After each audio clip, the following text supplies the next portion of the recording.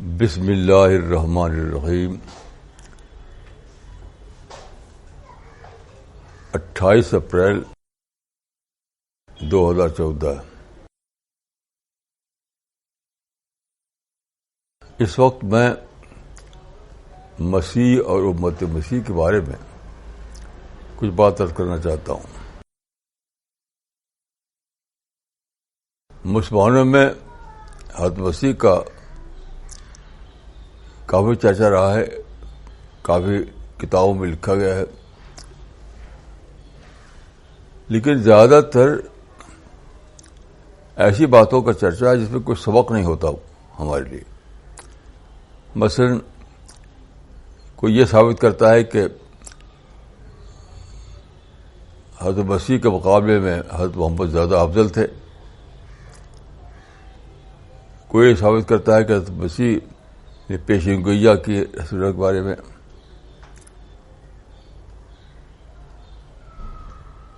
اور ایک اور بہت زیادہ دھوم رہتی ہے کہ حضرت مسیح ابھی ان کی ڈیتھ نہیں ہوئی، وہ زندہ ہیں، آسمان میں وہ اتریں گے۔ بس ان باتوں کا چرچا بہت زیادہ ہوتا ہے، لیکن ان کی زندگی میں سبق کیا ہے اس کا چرچا نہیں ہوتا۔ حالانکہ سب سے زیادہ اہمیت جو ہے وہ سبق کی ہے، جس کو قرآن میں ذکر کہا گیا، ذکر مانے سبق۔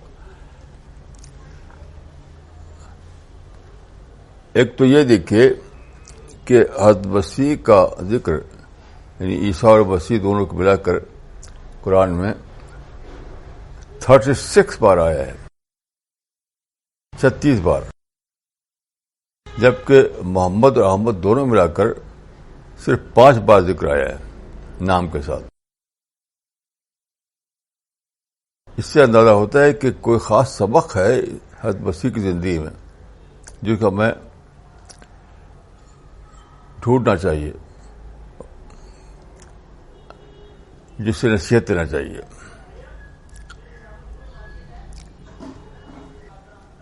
تو ایک بات یہ بہت انوکھی ہے کہ دیکھیں حضرت مسیح سے منسوب جو لوگ ہیں، یعنی امت مسیح، ان کے 2 حصے ہیں۔ ایک وہ جن کو قرآن میں کہا گیا ہے حوارین، ان کے کنٹمپریری لوگ۔ تو حوارین کا اتنا بڑا درجہ ہے کہ قرآن میں ان کو ذکر کیا اس طریقے سے کہ مسلمانوں کو بھی ان کی پیروی کرنا چاہیے۔ یا ایھا الذین آمنوا کونوا انصار اللہ کما قال عیسی ابن مریم للحوارین من انصاری الی اللہ، یعنی قابل پیروی گروہ کے سے ذکر کیا گیا حوارین کا۔ جس طرح وہ انصار بنے تم بھی انصار بنو۔ اور دوسری طرف دیکھیے وہ لوگ جو اپنے کو کرسچن کہتے ہیں، تو ان کو قرآن ان کی آتھینٹسٹی کو تسلیم نہیں کرتا۔ قرآن میں بار بار ایسی آیتیں موجود ہیں، اس سے وہ اندازہ ہوتا ہے کہ جو لوگ اپنے کرسچن کہتے ہیں وہ ہماری قابل تقلید نہیں ہیں، وہ ڈیویٹ کیے ہوئے لوگ ہیں۔ تو اس میں ایک سبق مجھے یہ سمجھ آتا ہے کہ حوارین تو بہت کم تھے، بہت کم تھے، لیکن جو کرسچنس ہیں وہ تو بہت زیادہ ہیں۔ کسی بھی مذہب سے زیادہ تعداد کرسچن کی ہے، یعنی 1 بلین سے بھی زیادہ، جبکہ حوارین جو تھے وہ شاید سب ملا کر کے 300 تھے۔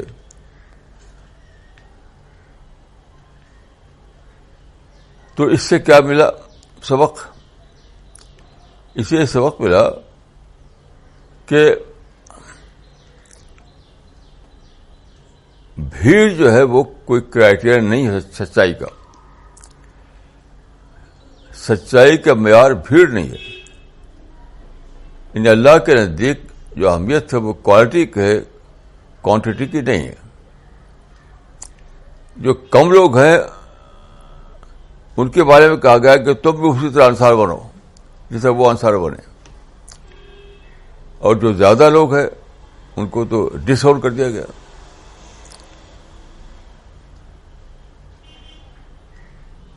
یہ بہت زیادہ سوچنے کی بات ہے. اب اس کو آپ اپلائی کیجئے مسلمانوں کے اوپر. میں سمجھتا ہوں کہ مسلمانوں میں بھی یہی تاریخ دہرائی جا رہی ہے, سیم تاریخ, وہی ہسٹری مسلمانوں میں بھی دہرائی جا رہی ہے کہ مسلمانوں میں یعنی امت مسلمہ میں یعنی دو گروہ ہیں. وہ دو گروہ اس معنی میں نہیں ہے کہ قرآن میں ان کا ذکر الگ الگ کر کے, لیکن ایک وہ ہیں جو حضرت محمد صلی اللہ علیہ وسلم کے حقیقی راستے پر ہیں, جو گویا کہ انصار اللہ کے درجے میں کہے جائیں گے, اور ایک ہے مسلمانوں کی بھیڑ. اب مماثلت دیکھیے, دونوں بہت مماثلت ہے. جو کرسچن ہیں جن کی بھیڑ ہے وہ کون لوگ ہیں؟ وہ لوگ ہیں جنہوں نے نجات کو بس اس پر منحصر کر دیا کہ حضرت مسیح کے اوپر ایمان لاؤ تو بس نجات ہو جائے گی. یہ مان لو کہ حضرت مسیح لوگوں کے گناہ کو دھونے کے لیے سولی پہ چڑھ گئے تو بس تمہاری نجات ہے. تو ٹھیک ہے ان لوگوں میں ہے جو مسلمانوں میں جو بھیڑ ہے مسلمانوں کی, کہ بس وہ سمجھتے ہیں کہ رسول اللہ کی شفاعت ہو جائے گی تو نجات ہے, رسول اللہ کے حمد خوانی کرو, رسول اللہ کے نعتیں پڑھو تو نجات ہے, ان کے فضیلت تقریر کرو تو نجات ہے.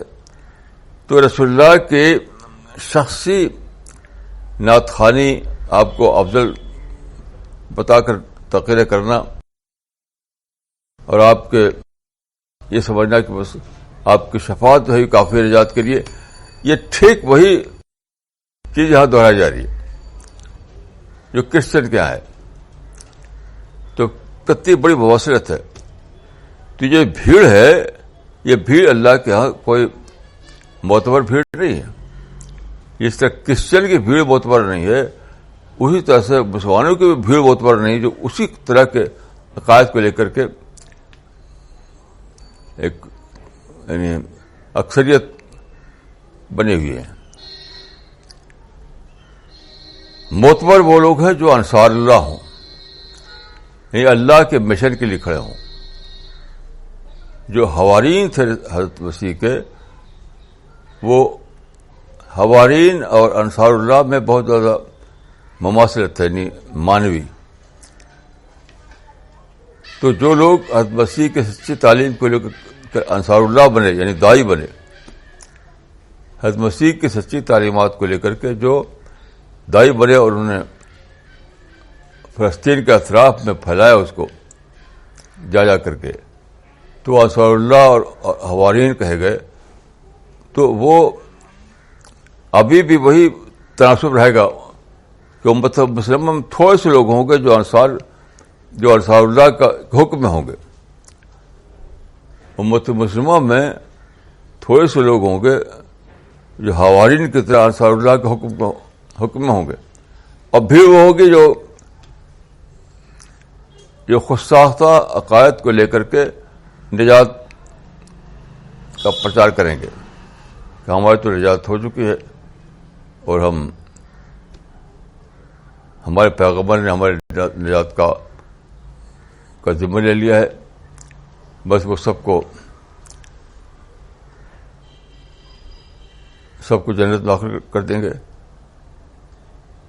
تو وہی تاریخ یہاں دہرائی جا رہی ہے کہ ایک طرف مسلمانوں میں ایک بھیڑ ہے جو خود ساختہ عقائد کو نجات کا ذریعہ بنائی ہوئی ہے, جس طرح کرسچن نے بنائی ہے.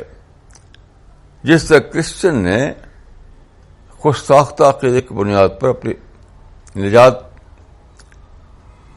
کو فرض کر رکھا ہے, ایسے مسلمانوں کی بھیڑ بھی یہی ہوگا, اور شاید ہو رہا ہے کہ خود ساختہ عقائد کی بنا پر انہوں نے فرض کر لیا کہ ہم پہ ہمارے نجات تو یقینی ہے. لیکن یہ بھیڑ جو ہے اللہ کے نزدیک بہت بڑا نہیں ہے. اللہ کے ہاں کوانٹٹی کی اہمیت نہیں ہے. اللہ کے ہاں اہمیت ہے کوالٹی کی. یعنی جو لوگ واقعتاً حضرت محمد صلی اللہ علیہ وسلم کے سچی تعلیمات پر ہوں گے اور انصار اللہ بنیں گے, یعنی دعوت کا کام کریں گے, وہی سچے پیروان محمد ہیں اور وہی اللہ کا مقبول ہوں گے. تو میں سمجھتا ہوں کہ حضرت مسیح اور امت مسیح میں یہ بہت بڑا سبق ہے مسلمانوں کے لیے. اور سورہ صف میں جو آیت ہے وہ شاید ہی کی طرف اشارہ اس میں ہے. سورہ صف میں یہ جو آیت ہے کہ یا ایھا الذین آمنوا کونوا انصار اللہ کما قال عیسی ابن مریم للحواریین من انصاری الی اللہ قال الحواریون اننا انصار اللہ فآمنت طائفۃ من بنی اسرائیل وکفرت طائفہ فیدنا الذین ارادوا بهم فاصبحوا ظاہرین. یعنی حوارین یا اسرار کے حوارین کی مانند یا انصار کی مانند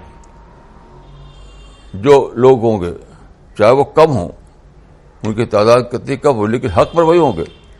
اللہ کے نزدیک مقبول بندے وہی ہوں گے جو رسول اللہ صلی اللہ علیہ وسلم کے اصل تعلیم پر کھڑے ہوں اور دعوت کا کام کریں, وہ انصار اللہ بنے. تو وہ حوارین کے حکم ہوں گے اور انصار اللہ کے حکم میں ہوں گے.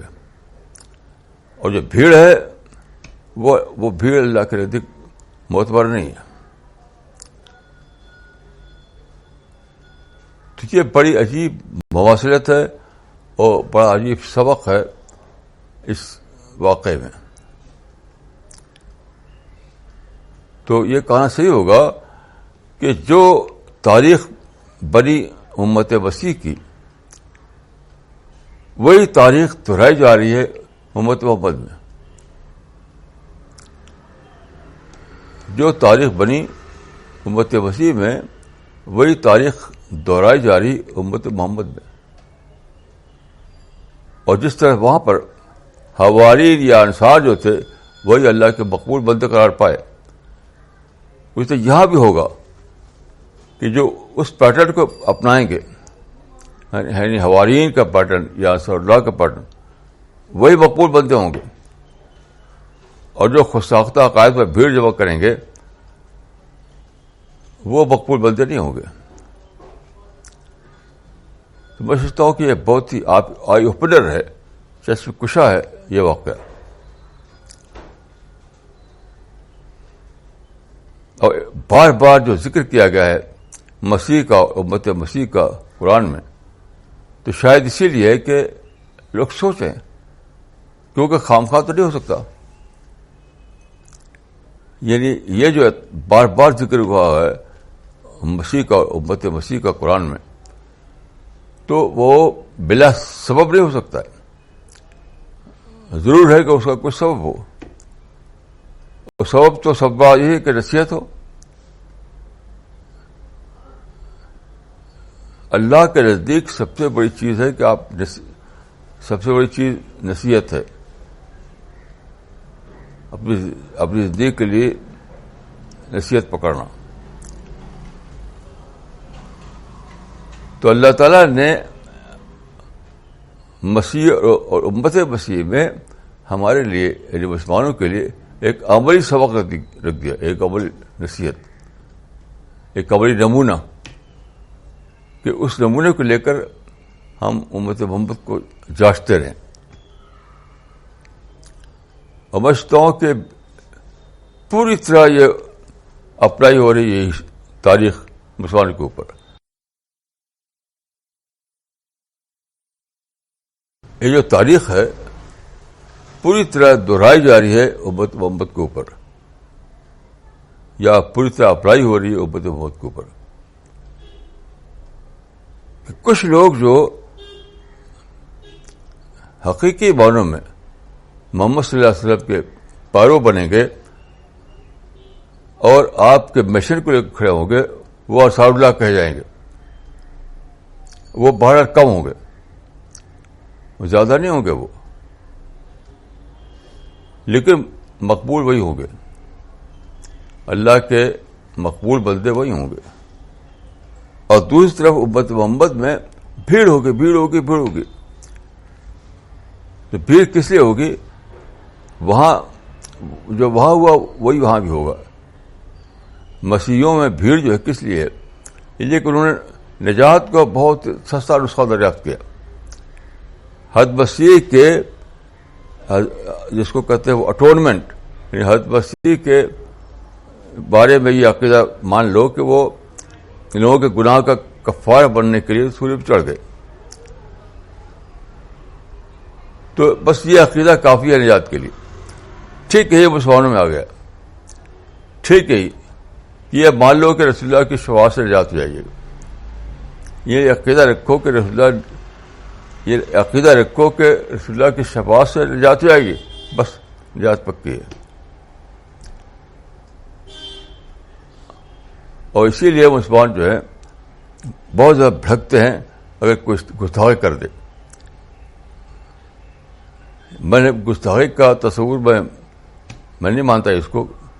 گستاخی کا تصور اپنے آپ میں ایک بے بنیاد چیز ہے, لیکن جس چیز کو مسلمان گستاخی سمجھتے ہیں بس اس بھڑک اٹھتے ہیں وہ, کیونکہ انہوں نے سمجھ رکھا کہ بس رسول اللہ کی افضلیت پر تقریریں کرو, نعت خوانی کرو, ان کی بڑائی کو مانو اور ان کی شفاعت پر عقیدہ رکھو, بس یہی کافی ہے نجات کے لیے.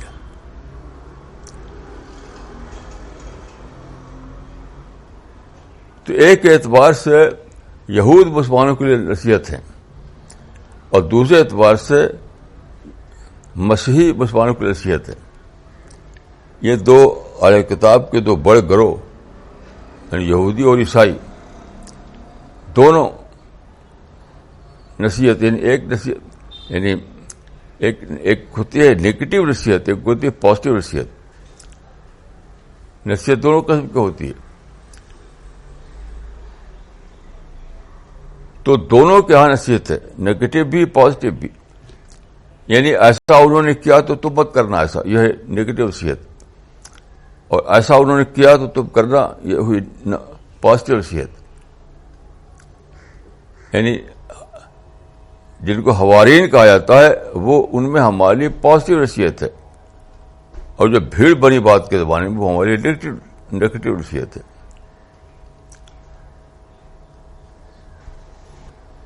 تو جس طرح سے ہمارے پاس قرآن ہے, سنت ہے, حدیث ہے سمجھنے کے لیے کہ اللہ کا مطلوب دین کیا ہے, اسی طرح تاریخ میں مثالیں بھی موجود ہیں عملی سبق لینے کے لیے. ایک طرف نظری طور پر آپ اگر آپ کو سمجھنا ہے نظری طور پر تو آپ قرآن حدیث کو پڑھیے. اللہ کے دین کو آپ چاہتے ہیں نظری طور پر سمجھنا, اس کے لیے آپ قرآن حدیث کا مطالعہ کیجیے. لیکن اسی کے ساتھ ساتھ تاریخی نمونے بھی موجود ہیں, تاریخی نمونے سے بھی آپ سبق لے سکتے ہیں عملی اعتبار سے.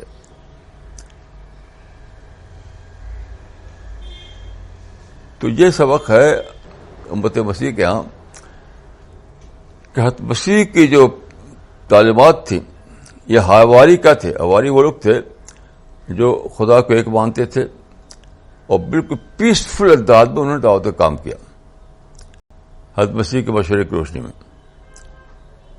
حضرت مسیح میں کہا کہ جاؤ تم قوموں کے درمیان مناظر کرو.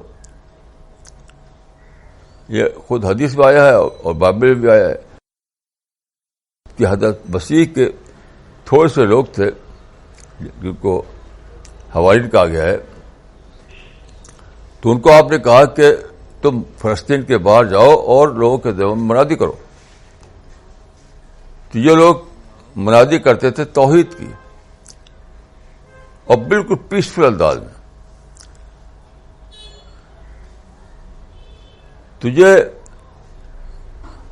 حواری کہے گئے اور قرآن میں اس کو انصار اللہ کہا گیا. یعنی انصار اللہ اور حواری دونوں متقارب الفاظ ہیں، قریب قریب ایک ہی معنی ہیں دونوں کے. تو ایک گروہ یہ ہے. یہ گروہ جو ہے امت محمدی میں بات کر رہے گا. امت محمدی میں بھی ایک مختصر گروہ ایسا رہے گا جو حضرت مسیح کے پیرووں کی طرح رسول اللہ صلی اللہ علیہ وسلم کے سچے پیرو بنے گا اور دعوت کا کام کرے گا، انصار اللہ بنے گا وہ. اور دوسری طرف خود ساختہ عقائد پر سستی جنت کے عقائد بنائیں گے لوگ، اس پر بھیڑ اکٹھا ہوگی. مسیحیوں میں جو بھیڑ اکٹھا ہوئی وہ سستی جنت کا فارمولہ دریافت کرنے کے نتیجے میں انہوں نے سستی جنت کا ایک فارمولہ وضع کیا اور اس کے بعد بھیڑ کی بھیڑ اکٹھا ہو گیا وہاں پر. ایسے مسلمانوں میں کچھ لوگ سستی جنت کا فارمولہ نکالیں گے، وہ بھیڑ کی بھیڑ ان کے ساتھ ہو جائے گی. لیکن اسلام میں یاد رکھیے کراؤڈ کی کوئی اہمیت نہیں ہے، بھیڑ کی کوئی اہمیت نہیں ہے، کوانٹٹی کی کوئی اہمیت نہیں ہے. ساری اہمیت اسلام میں ہے کوالٹی کی. یہی اصول پہلے بھی تھا، یہ اصول آج بھی باقی رہے گا.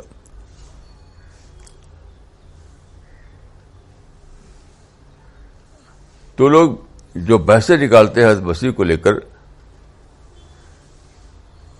وہ بحثیں اتنی عام نہیں ہیں، اتنی عام یہ سبق ہے.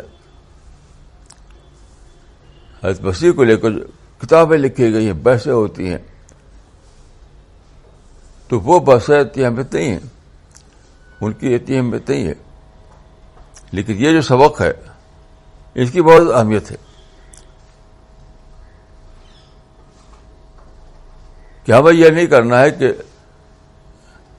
نجات کا سستا فارمولہ وضع کریں اور پھر اس پر بھیڑ اکٹھا کریں. اس کی کوئی ویلیو نہیں ہے اللہ کے نزدیک. اور شاید اسی لیے حدیث میں آئے کہ انتم کا غصہ بات کے دبائیں تو وہ غصہ کی طرح ہو گئے. تو شاید یہی ہے اس کا مطلب کہ بھیڑ کی بھیڑ جمع ہو جائے گی لیکن اس کی کوئی ویلیو نہیں ہوگی. اور دوسری طرف جو حضرت رسول اللہ صلی اللہ علیہ وسلم کی سچی تعلیم پر کھڑے ہوں گے اور جو انصار اللہ بنیں گے، دعوت کا کام کریں گے، ان کی تعداد مختصر ہوگی، بھائی اللہ کے نزدیک انہیں کی اہمیت ہوگی. اللہ کے نزدیک انہیں کی اہمیت ہوگی.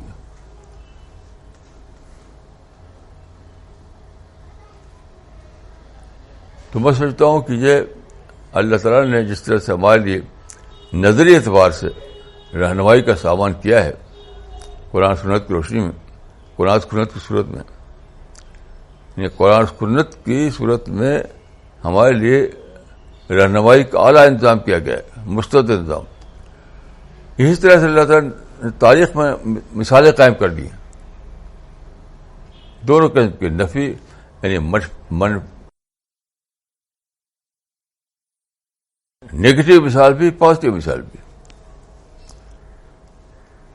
منفی مثال بھی اور مثبت مثال بھی. تو اگر کوئی شخص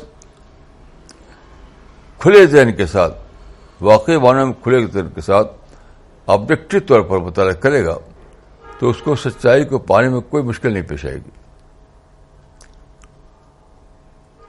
سچائی کی دریافت میں اس کو کوئی مشکل پیش نہیں آئے گی.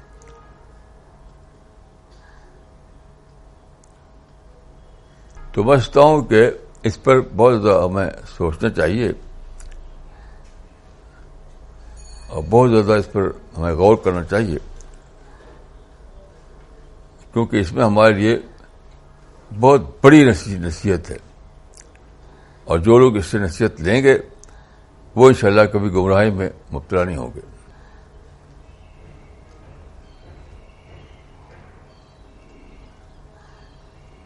کیسا عجیب ہے یہ واقعہ کہ اللہ تعالیٰ نے ایک طرف نظری رہنمائی کا انتظام کیا قرآن اور حدیث کی صورت میں، اور دوسری طرف اللہ تعالیٰ نے تاریخ میں عملی مثالیں بھی قائم کر دی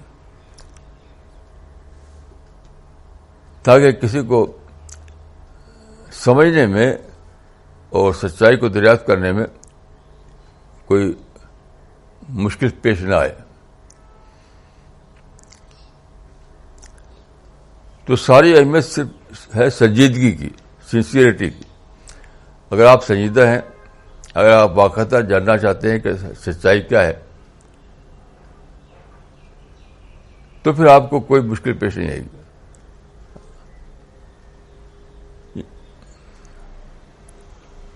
اسی لیے کہا گیا ہے کہ اس دین کے بارے میں کہ لیل ہوا کا نہار ہے.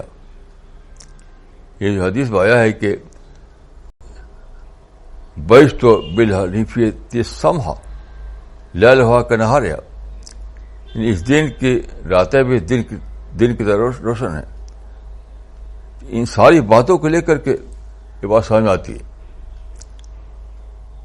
کہ اس دن کا معاملہ کیوں ایسا ہے کہ اس دن کا معاملہ اتنا واضح ہے کہ اس کی راتیں بھی دن کی طرح روشن ہیں.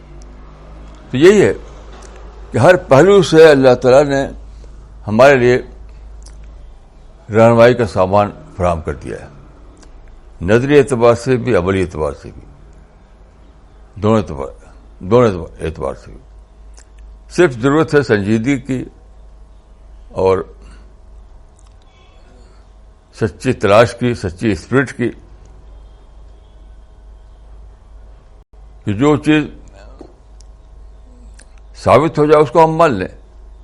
ثابت ہونے کے بعد پھر ہمیں اس میں کوئی عذر نہ رہے, اس کی ضرورت ہے. اسی کا نام ہے سنجیدگی. تو اگر کسی کے اندر سنجیدگی ہوگی تو اس کو واقعات یہی تجربہ ہوگا کہ لیل ہوا کا نہار ہے. ہر بات یہاں واضح ہے, نظری اعتبار سے بھی اور عملی اعتبار سے بھی.